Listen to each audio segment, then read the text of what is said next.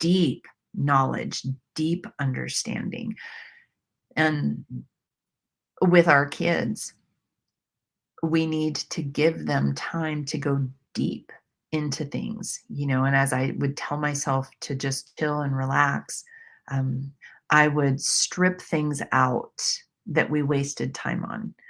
And I would give more time to just marinate in things, to let ideas brew, to give the kids more opportunity to be bored so that they could be more creative.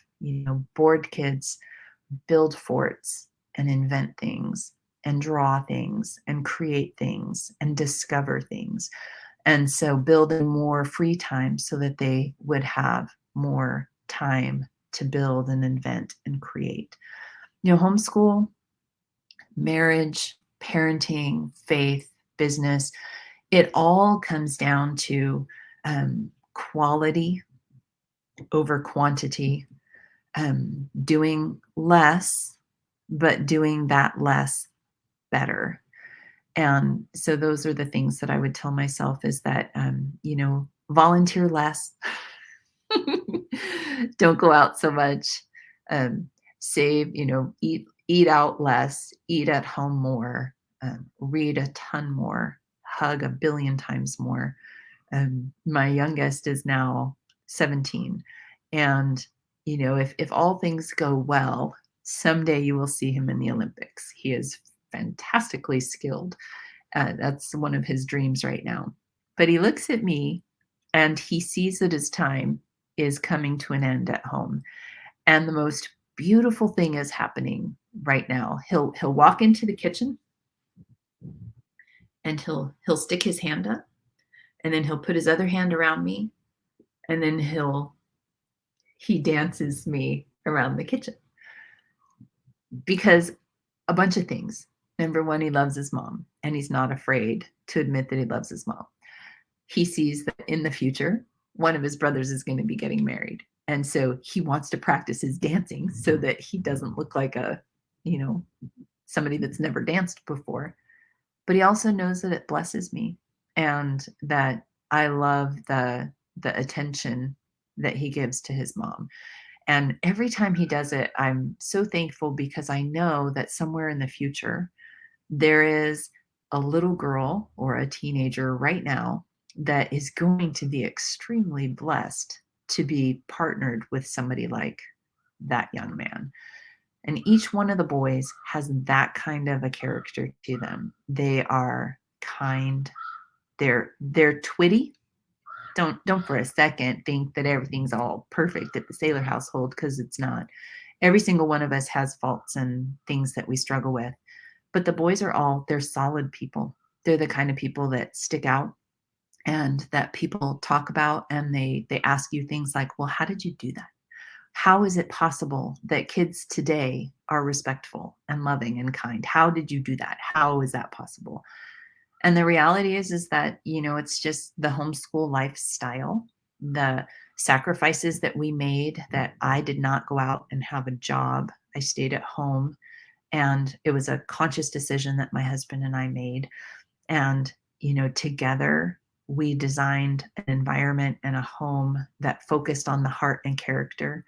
And there were a lot of times that if anything were to suffer, it was the academics. We would push academics aside to deal with hard things.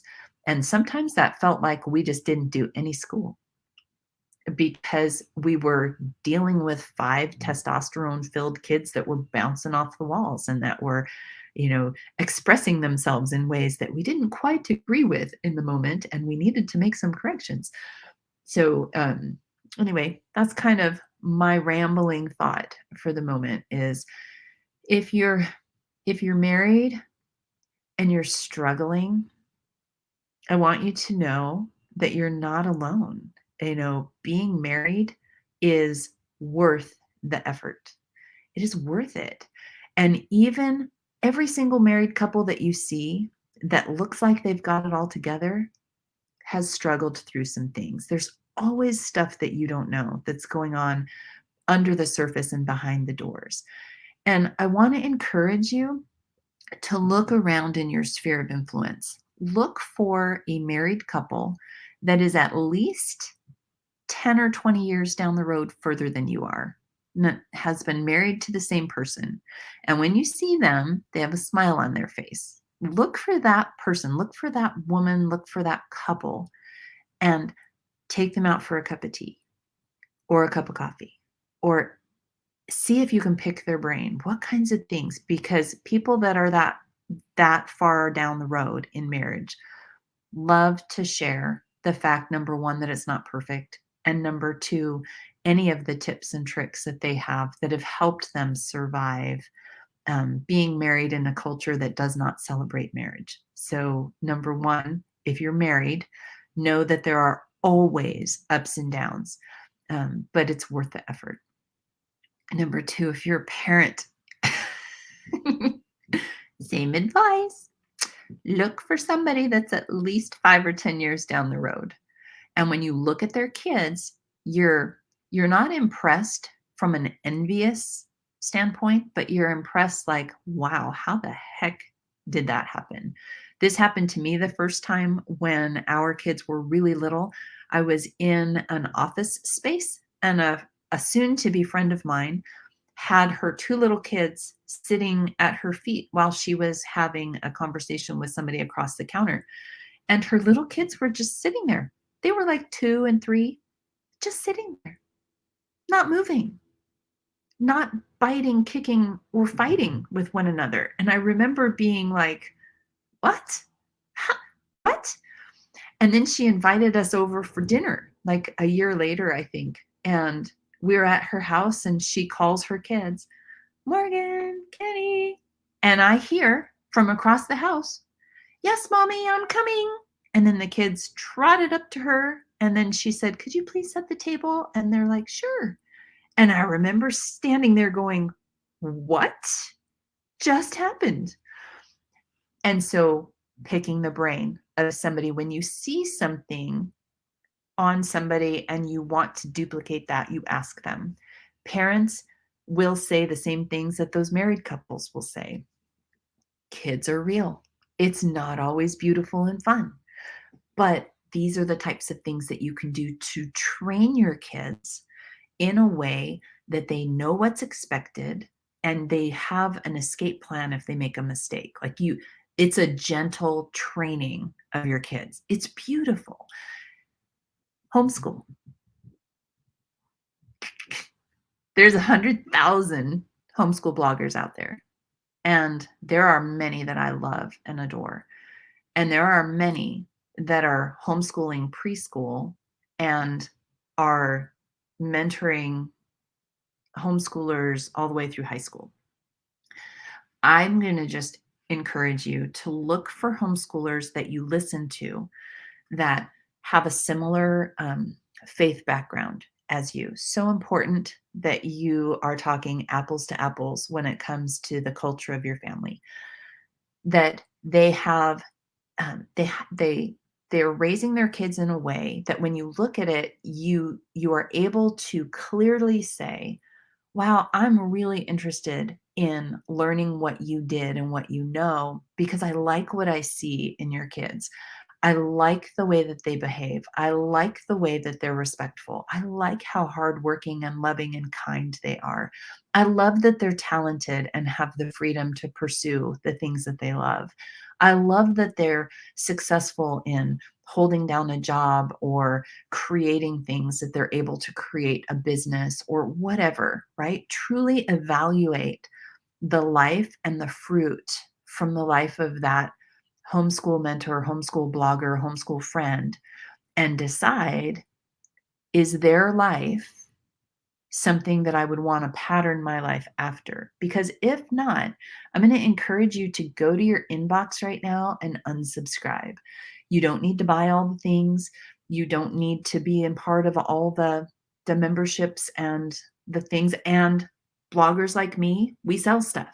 We make classes, we make materials, we design and create memberships, we have coachings and all those things, and they're good for the people that we're meant to partner with.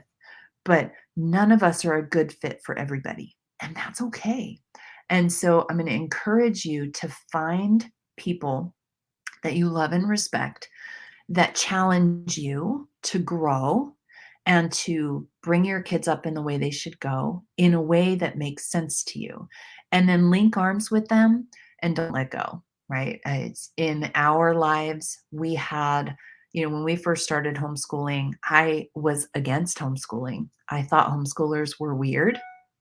I didn't want my kids educated by uncertified anybody. And certainly I was never going to get certified. Well, maybe not in that way, but I was never going to get certified. So I didn't think I could educate our kids and everything. And then we got connected with this group of homeschool families where three of them were classroom teachers, retired classroom teachers, and they were a few years farther ahead of me. And I loved that one of the first things they told me is they had to throw out everything they knew about being a classroom teacher. And homeschooling is so much different. And they were able to breathe encouragement into me. They were able to breathe encouragement over our kids and over our family and to show us how different the homeschooling lifestyle is than what I had judged it to be. I had judged it to be isolating and weird and odd and just a surefire way to set the kids up for failure. And that is not what the homeschool journey has been. It has been this beautiful way to live life with our kids, to give them the foundation that they needed. And then as they got older, to give them the tools and the resources to thrive. And so, anyway, as a homeschooler, look for somebody that's further down the road with you than you. Make sure that you inspect the fruit of their life. And then you can pattern your life after them. So those are the people you want to stay connected with online. So, and then pizza. Pizza is love. Try the recipes. Let me know what you think. Pick one. Know that the first couple times you make it, you'll either get lucky and it'll be awesome the first time, or you'll be unlucky and you'll have to push through as you learn how to embrace something like pizza dough. So that's it. I pray that you have a wonderful day, and thank you for just listening and asking questions. If you have more questions, please leave them below and I will circle back later. Have a wonderful day and happy homeschooling.